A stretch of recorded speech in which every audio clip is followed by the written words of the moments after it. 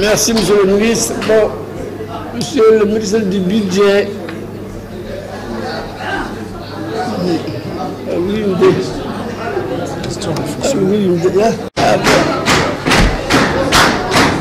Merci, honorable député.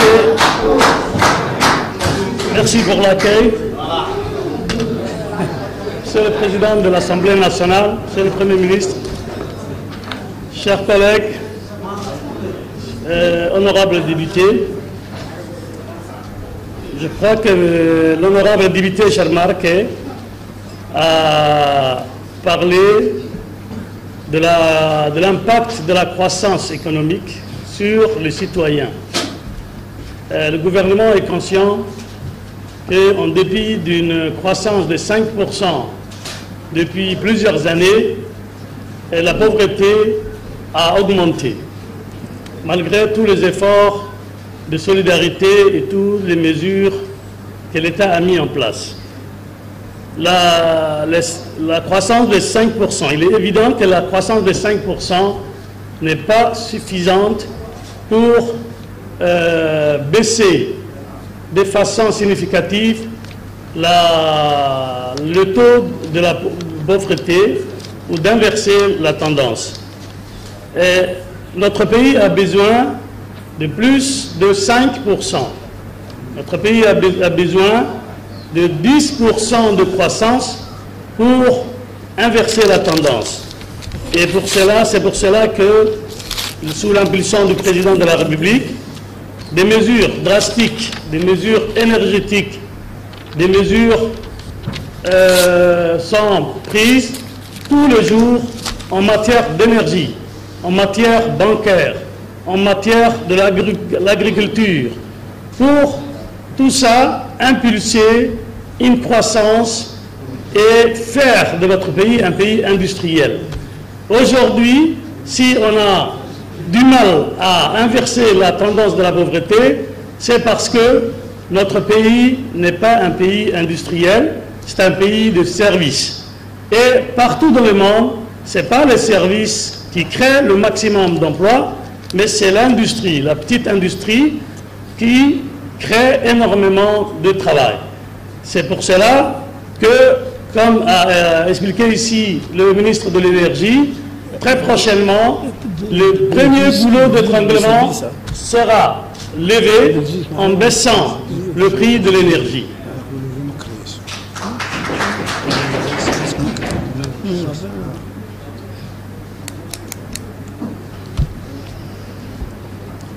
L'impact de 5% a quand même eu, la croissance de 5% a quand même eu des impacts, comme a souligné le ministre de l'Emploi. On a l'État, le nombre de fonctionnaires est passé de 7 000 à 13 000. 9 000 à 13 000. S'il n'y avait pas eu cette croissance, on a presque doublé le nombre de fonctionnaires. C'est grâce à ces petits 5%. Imaginez si on avait une croissance de plus de 5%, une croissance de 9 à 10%.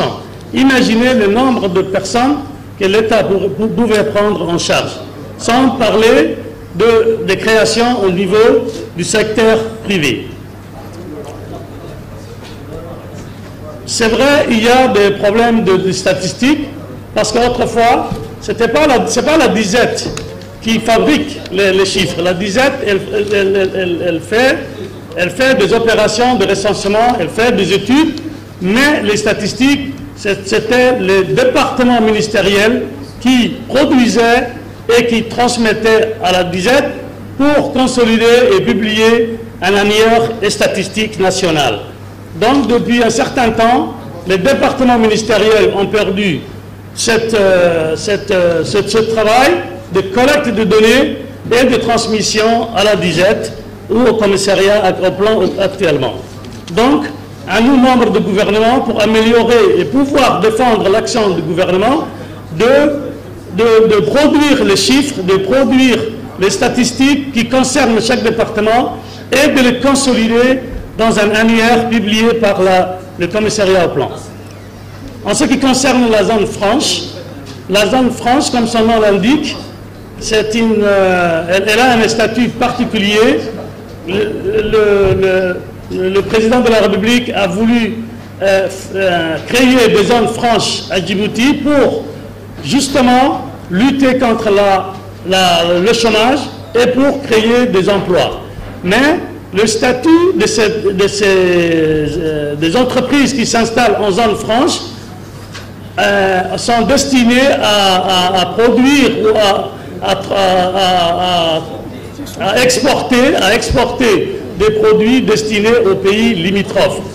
Alors qu'aujourd'hui, on constate qu'il y a quelques malins qui s'amusent à écouler leurs marchandises sur le territoire national, mais ce n'est pas légal, et nous avons pris toutes les dispositions nécessaires. C'est la même chose pour le camp Lemonnier. Quand en 2003, nous avons signé une convention avec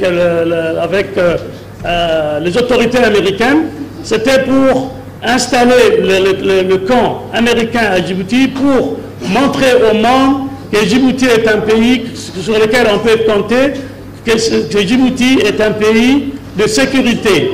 Mais on avait accepté des conditions défavorables pour Djibouti en matière de la fiscalité, en excluant totalement les marchés du camp Lemonnier des entreprises djiboutiennes. Alors que quelqu'un qui est installé à Dubaï peut vendre ou louer des voitures au camp Lemonnier. Actuellement, quand nous sommes arrivés au terme de 10 années de ce contrat, de cette convention, nous avons commencé, sous la tutelle du ministre des Affaires étrangères, à regrouper autour de nous une équipe multidisciplinaire pour renégocier cette convention et pour donner la place qui revient à nos entreprises pour que nos entreprises deviennent concurrentielles.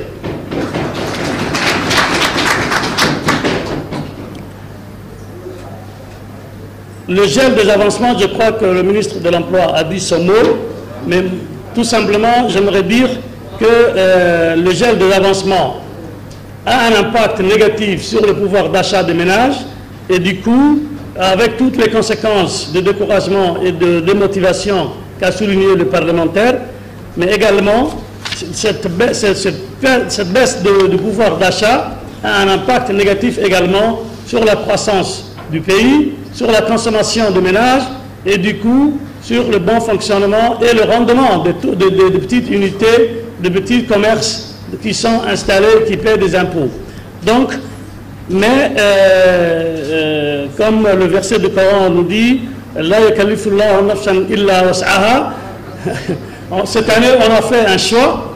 J'avais expliqué ici qu'on a fait le choix de renforcer la sécurité en donnant plus de crédit au corps militaire et la gendarmerie et la police, ainsi que l'éducation nationale avec la fonction publique.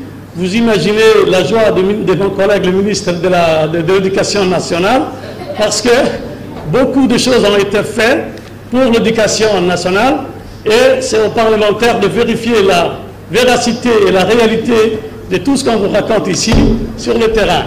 Merci beaucoup.